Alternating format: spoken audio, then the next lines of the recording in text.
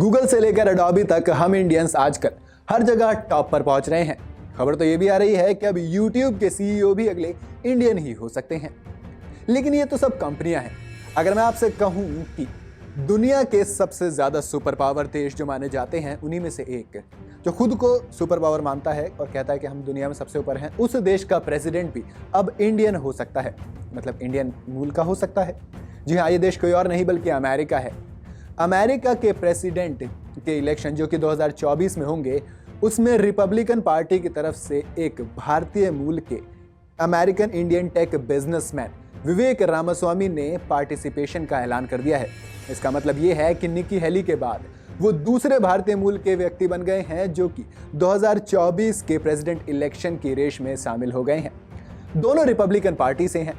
असल में रामास्वामी ने कहा है कि अमेरिका इस वक्त चीन पर डिपेंडेंट है, तो उसे अपनी योग्यता वापस लेने के लिए और चीन पर डिपेंडेंसी खत्म करने के वादे के साथ मैं भी इस रेस में शामिल हो गया हूं।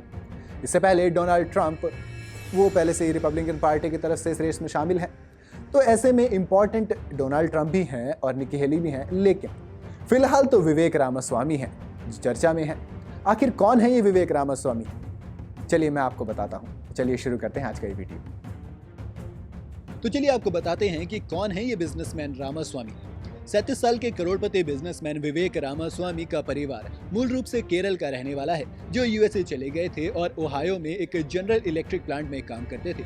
विवेक ने 2014 में रॉयवेंट साइजेस की स्थापना की और 2015 और 16 के सबसे बड़े बायोटेक आईपीओ का नेतृत्व किया। उन्होंने कई सफल स्वास्थ्य सेवा और प्रौद्योगिकी कंपनियों की स्थापना की है। साल 2022 में उन्होंने पॉलिटिक्स में आने के लिए प्रमुख कंपनियों द्वारा अमेरिकी अर्थव्यवस्था में रोजमर्रा के नागरिकों की आवाज को बहाल करने पर केंद्रित एक नई फर्म स्ट्राइव एसेट मैनेजमेंट की शुरुआत की। रामास्वामी ने पॉलिटिकल कमेंटेटर टकर कार्लसन के फॉक्स न्यूज के प्राइम टाइम शो में एक लाइव इंटरव्यू के दौरान ये ऐलान किया कि वो 2024 में प्रेसिडेंट की रेस में शामिल होंगे। रामास्वामी ने इंटरव्यू में बताया कि जिन लोगों को हम चुनते हैं वो हकीकत में उन्हें इसी घातक संघीय नौकरशाही की बजाय सरकार चलाने के लिए मजबूर करते हैं। ये मेरा मुख्य संदेश है। उन्होंने कहा कि अमेरिका को चीन के उदय जैसे बाहरी खतरों का सामना करना पड़ रहा है। ये हमारी शीर्ष विदेश नीति का खतरा बन गया है, जिसका हमें जवाब देना है, न कि कहीं और के व्यर्थ युद्ध में पड़ना। इसके लिए कुछ बलिदान की आवश्यकता होगी। इसके लिए चीन से स्वतंत्रता की घोषणा और पूर्ण अलगाव की आवश्यकता होगी और ये आसान नहीं होगा। इसके लिए कुछ असुविधा भी जरूर होंगी। खैर, चीन को नंबर 1 दुश्मन बनाकर डोनाल्ड ट्रंप भी इसी रेस में है। कुल मिलाकर लगभग देखा जाए तो अमेरिकी रिपब्लिकन पार्टी चीन के सहारे और अपनी एक साख वापस लेने के सहारे ही प्रेसिडेंट के इलेक्शन में उतर रही है। आपको क्या लगता है कि फाइनल रेस में कौन जीतेगा और कौन बनेगा अमेरिका का प्रेसिडेंट? मुझे कमेंट में जरूर बताइएगा। वीडियो अगर आपको पसंद आई हो तो इसे लाइक और शेयर जरूर करें और जाते जाते चैनल को सब्सक्राइब करना बिल्कुल ना भूलें।